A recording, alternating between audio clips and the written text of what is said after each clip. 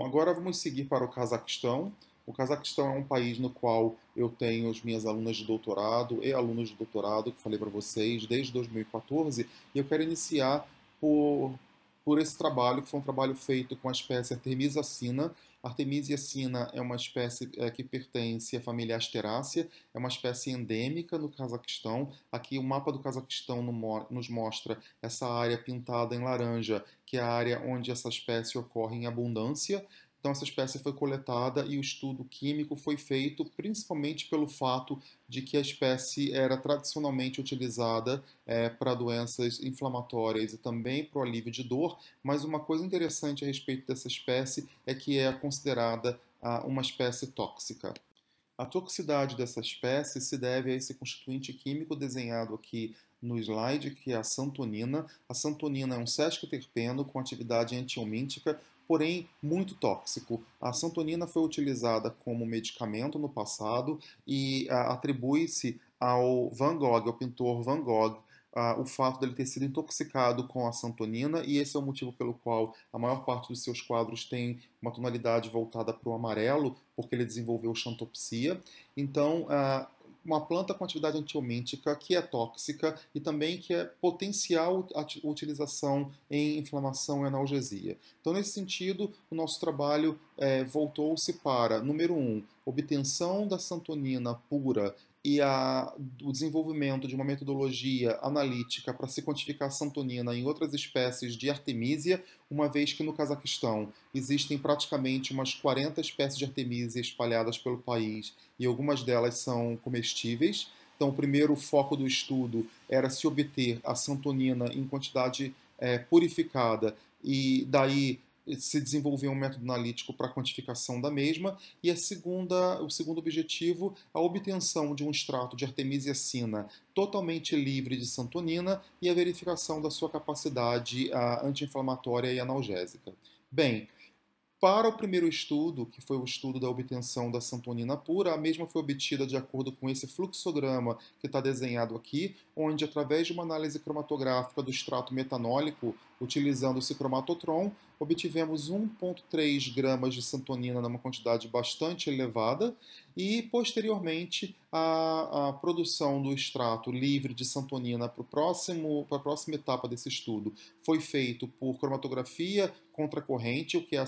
esse aparelho que está mostrado nessa figura, e as junções das frações nos mostram aqui ao lado dessa figura. Nós temos uma cromatografia em camada fina com 10 junções de frações, e as frações, duas frações próximas da última, nós temos aqui essa marcação em vermelho, e essa marcação em vermelho nos mostra exatamente onde a santonina estava ocorrendo. Então, uma vez que isso foi obtido, essa santonina foi removida, o extrato foi totalmente recombinado novamente e testado para as atividades analgésica e anti-inflamatória.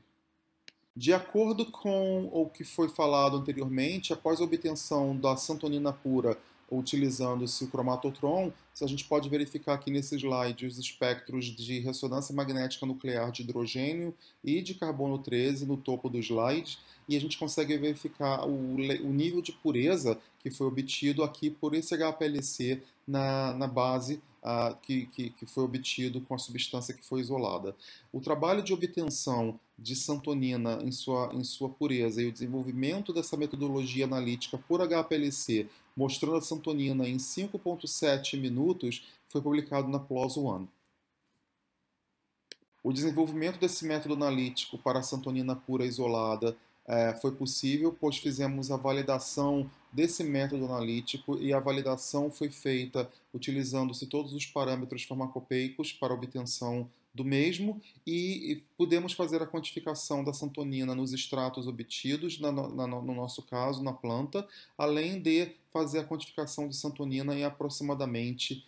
8 espécies que foram coletadas e que eram de importância na região onde estávamos trabalhando. Essa validação foi completamente bem sucedida. Nós temos aqui essa curva de calibração com R quadrado de 0,99 para 9 concentrações diferentes de santonina. Nós pegamos o extrato que foi obtido pela nossa aluna e fizemos esse extrato, batizamos o extrato com 312,5, 625 e 1.250 microgramas por mililitro de santonina e conseguimos obter aí uma recuperação acima de 95% para todas essas quantidades que foram colocadas. E isso nos deu uma acurácia bastante elevada para esse teste. Então, é importante ressaltar que existia uma metodologia de análise por HPLC para a santonina, mas a mesma mostrava a santonina em 14 minutos e a nossa metodologia de análise, bastante conveniente, mostra a santonina em 5,7 minutos, o que nos permite quantificá-la numa velocidade mais rápida e com isso a gente tem os testes sendo feitos para várias espécies ou vários extratos de santonina num tempo muito menor. Conforme previamente mencionado, a cromatografia contracorrente foi a técnica escolhida para a obtenção do extrato livre de santonina. De uma forma bastante simples, nós pegamos o extrato obtido da planta e passamos pelo aparelho de cromatografia contracorrente e após a análise das placas em camada fina e as junções das frações semelhantes, conseguimos verificar que as junções número 9 e 10 eram as junções que apresentavam a santonina, a mesma foi removida por cromatografia de camada preparativa e todo o extrato foi recombinado. E o importante de lembrar que essa técnica de cromatografia contracorrente não permite adsorção, ou seja, tudo que é utilizado é obtido no final da análise. Então, dessa forma, o extrato total foi obtido, sendo agora livre de santonina. Nesse processo de cromatografia contracorrente, nós temos ali marcado em azul o flavonoide pectolarigenina, também que foi obtido, e abaixo desse quadrado azul nós conseguimos ver uma outra mancha amarela, e essa outra mancha amarela provavelmente se refere à espidulina, que seria o derivado da pectolarigenina